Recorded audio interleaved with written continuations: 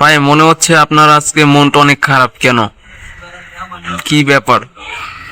কি বলতেছে আসলে আমার মনটা একটু খারাপ হয়ে গেছে। অবশ্যই।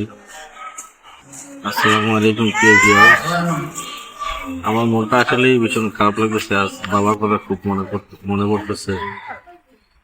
বাবা আমাদের মাথার উপর পড়তেছে, আমার বাবা মারা গেছে। আজ বাবার কথা ভীষণ মনে পড়তেছে।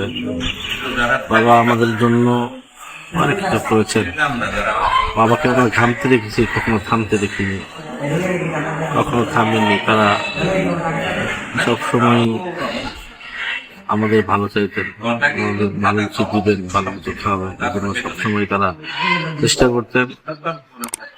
তাই আমি বলবো, বাবা আসলে সন্তানের জন্য যে কত বড় মাথার উপরে একটা ছাদ, এটা যার বাবা নেই সেই শুধু বুঝতে পারে।